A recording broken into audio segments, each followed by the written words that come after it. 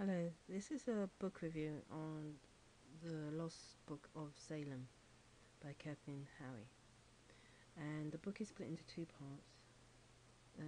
Part one is the key in the Bible and part two is the sieve and the scissors. And I just didn't see why the book had to be split into two. It could have just ran on as a story. It is in large print, which was great. Also, I was a bit disappointed because I couldn't see, and I'm still perplexed, where this ancient family curse once more fulfills its dark and devastating prophecy, because there was no prophecy, there was no curse. The males died, the husbands of the women died, okay, in an accident, but as one woman said, the mother of one of the characters said, it's God's will. And the boyfriend of the main character, Sam, and that's the boyfriend's name, he got in an accident, but there was no curse because he was only the boyfriend. He could have gone at any time, so there was no real linkage. Well, if that's the case, why was he cursed? It doesn't make any sense, and it didn't make any sense. I could understand if she was married to him, but as a boyfriend of the main character who she just met, he could have gone at any time and left her, so that was not exactly a curse at all. So I was a bit disappointed in that aspect. It wasn't properly explained, or it didn't tie in with the book at all. Also, writing also here, the pilgrimage itself, of the book, goes back, I think, further than The Lost Book of Salem. What can I say? It is a library book.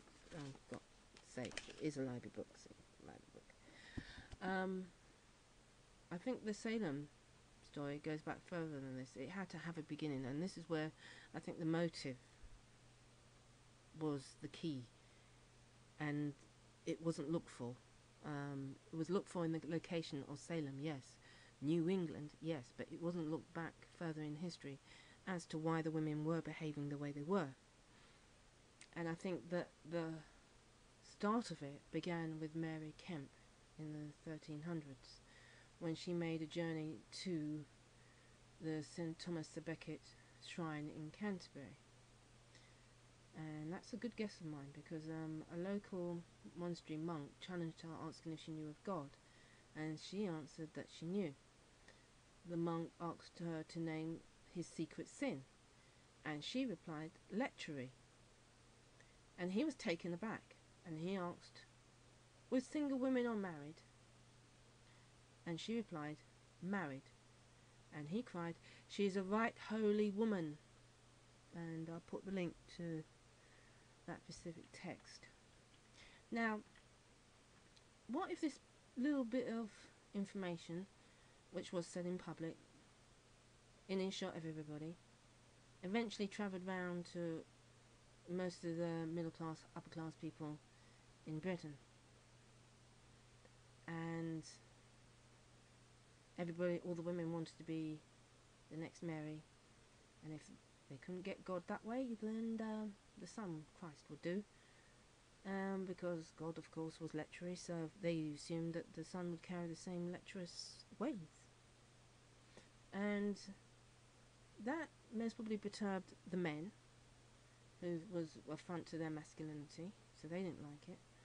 And the young women most probably were put out because they're young. Why not me? They most probably asked themselves. So they had motive for getting rid of married women.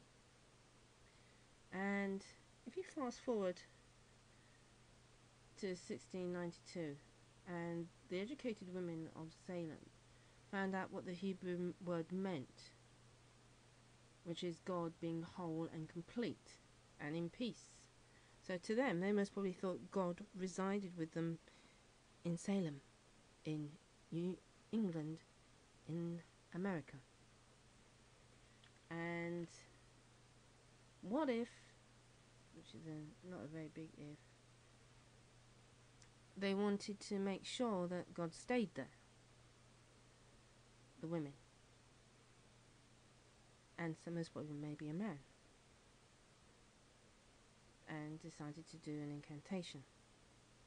And because the most probably word got out of what was going on, they started to point fingers, because it's very suspicious why it was only the women who could heal and do healing that were hanged, and no other type of spiritual person. And I would imagine it's best because if God was hurt in any way by what they were trying to do, you didn't want them anyone coming along to save him, more or less any woman that could heal him, because they were divine, most probably from the Holy Spirit, from his gift. So you get rid of those women, because that means once God gets better, he can move on. And the reason why I say that is because there is a stone marking of a boundary, and the author was a descendant of one of the witches, and she mentioned also in the back that the stone marking the boundary, which is engraved with a man, was part of it and part of the story. So I'm thinking, okay, I got that. But then I thought, why didn't nobody call on the Holy Spirit and ask for his help in putting back what they had done back into place, so it wouldn't manifest again? Their incantation was probably what went completely wrong, because they didn't know how to do it, and they released something that they shouldn't have. That's what I think most probably happened. So they tried to cover it by pointing the fingers at innocent people. And the clue in the book is that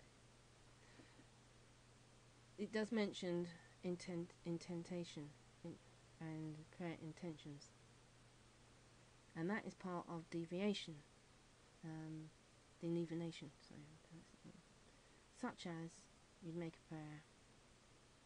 Arise, Lord, lift up your hand, O God, do not forget the helpless. Why does the wicked man revile God? Why does he say to himself, he won't call me to account? And you, O God, do see trouble and grief. You consider it and take it in hand. The victim commits himself to you. You are the helper of the fatherless. Call him to account for his wickedness, that would not be found out. The Lord is king forever and ever. You hear, O Lord, the desire of the afflicted. You encourage them, and you listen to their cry, defending the fatherless and the oppressed, in order that those who are of the earth may terrify no more. Psalms 10 verses 12 to 18. Now, why didn't they use such a simple prayer if they were Christian?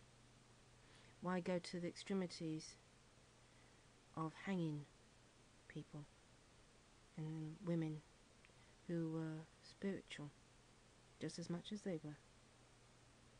And it's important to remember that when you're looking at the book of any sort of history book of Salem and the events that led up to it. I think, as I said, the motive was pure sexual jealousy at the end of the day.